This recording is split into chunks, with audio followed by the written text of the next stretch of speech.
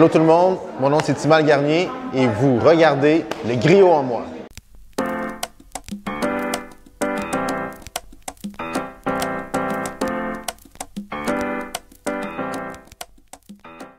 Bonjour, je suis Andy Saint-Hilaire et vous êtes sur la chaîne Le Griot en moi.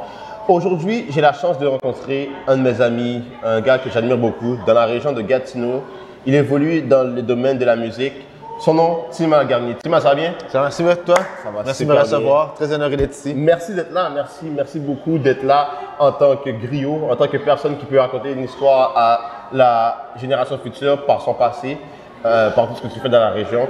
Parle-nous un peu de toi, dis-nous qui tu es un peu. Présente-toi aux gens qui ne te connaissent pas. Ben, bonsoir, bonjour, mon nom c'est Timal Garnier. Je suis musicien, artiste, interprète, compositeur dans la région de Gatineau, à Ottawa aussi. Puis c'est ça, je fais beaucoup de musique.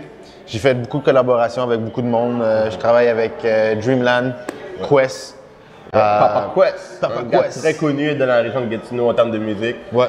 C'est un très beau producteur. Ouais, c'est le gars à voir dans la région, je pense. Puis, Il a collaboré avec Nova, Missa, même Unité. Donc, ouais, je pense que tu peux nommer la personne, puis je pense que tu as travaillé avec. ouais, exactement. Beaucoup de gens travaillent avec Quest. Toi, tu es né ici. Donc, oui, tu n'es pas un immigrant de première génération. J'imagine que tes parents ils viennent d'ailleurs. Ouais, d'Haïti. Ouais. Est-ce que, en tant qu'artiste issu de l'immigration, on peut dire, tu as rencontré certains défis? Oui, c'est sûr que, comme en étant avec un background différent, les gens sont plus portés à découvrir les artistes de leur background. Donc, c'est ça, moi, comme j'étais au Québec, il y avait beaucoup de Québécois, mais ils sont plus portés à aller voir les artistes de leur background, tu sais. Fait que c'était plus réticent, mais moi, je trouve que maintenant, il y a une ouverture, puis il y a de la place pour tout le monde. Puis maintenant, c'est plus facile. Ouais. Nice. Peux-tu nous parler un peu de qu'est-ce qui t'inspire dans ton travail, donc, en tant qu'artiste et musicien, interprète? La vie, en général, m'inspire. Les gens autour de moi, ma famille, les situations que je vis. Qu'est-ce qui me touche beaucoup, c'est l'élévation de la conscience aussi. J'essaie de faire prendre conscience de certaines choses aux gens à travers ma musique. Sans faire la morale, mais toujours en train de toucher une corde sensible pour les faire réfléchir. Super. Toi, tu dis tu veux prendre conscience de ce qui se passe autour de toi. On sait que le monde évolue, le monde avance très vite, avec beaucoup de choses qui se passent dans le monde. Ouais. Comment que ça a affecté ta musique au fil du temps? Qu'est-ce qui a plus affecté ta musique au fil du temps par rapport à cette prise de conscience que tu essaies de faire dans le changement que tu as vu autour de toi? Ben, je remarque aussi que la musique qui marche, c'est pas une musique qui est cérébrale, c'est juste une musique qui est pour s'amuser. Je trouve que c'est ça, je pense que plus qu'on monte dans l'échelle de la musique populaire ou à une large scale,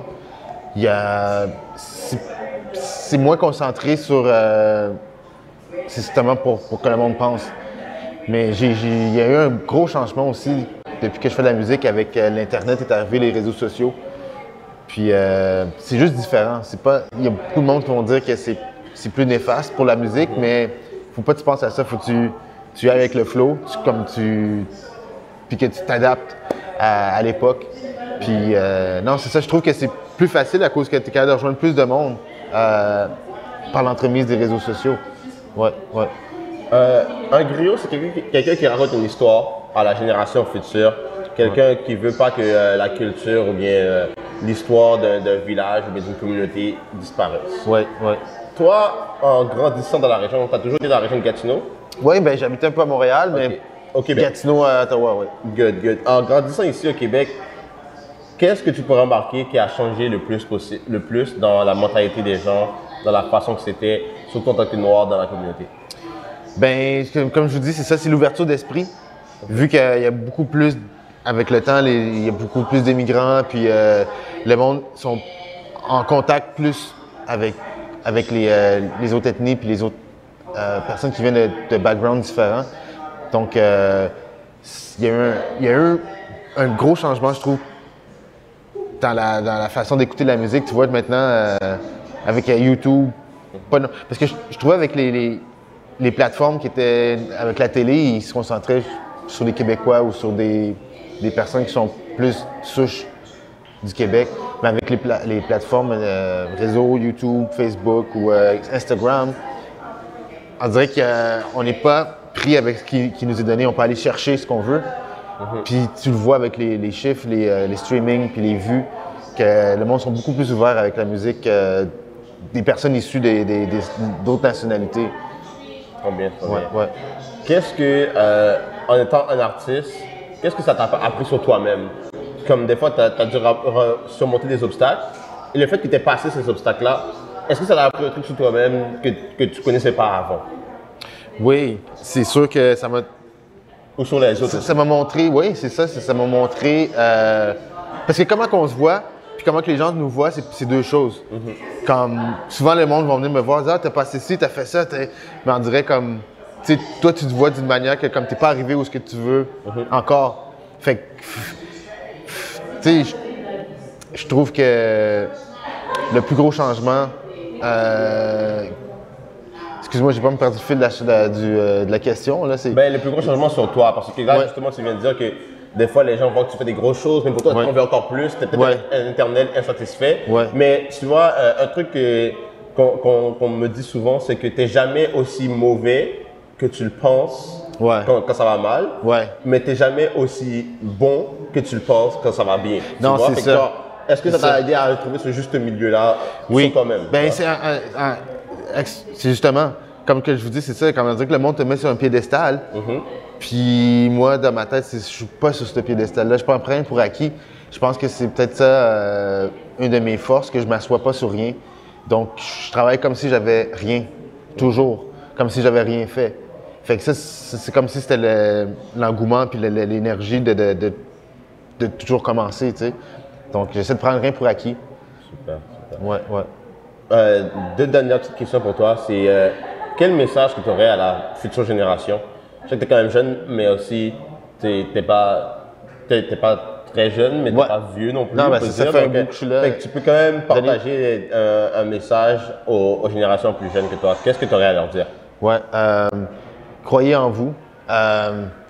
Vous savez qui vous êtes dans votre tête. Vous voyez, vous savez qui vous allez être. Mais les personnes autour de vous ne savent pas encore. Votre famille, vos familles, vos amis. C'est sûr qu'ils vont vous donner des conseils, tout ça, mais écoutez-vous. Et puis, suivez votre cœur. Faites ce que vous avez en tête maintenant. Attendez pas. Puis c'est ça, vous allez arriver où ce que vous allez arriver. Super. Ouais.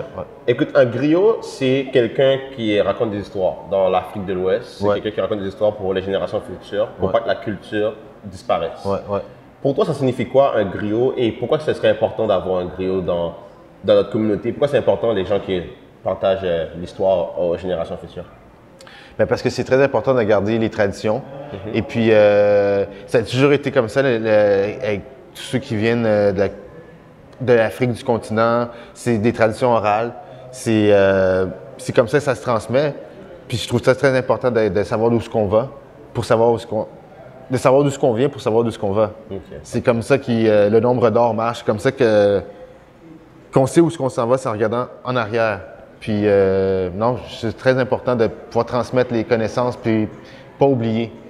Surtout pas oublier d'où ce qu'on vient. Écoute, merci beaucoup de nous avoir donné cette petite entrevue. Merci beaucoup. Le mot de la fin, c'était vraiment un honneur de t'avoir. La vidéo sera bientôt disponible sur nos réseaux. On va te l'envoyer et tu pourras partager ça avec ton réseau de fans aussi. Nice. Merci énormément. Le mot de la fin est à toi. Merci de m'avoir reçu. Puis je suis très honoré d'avoir participé à cet événement, le Griot en moi, très fier de cette communauté. Et puis, merci encore de m'avoir reçu. Merci beaucoup, Tivan. Merci. Allez, fais attention à toi.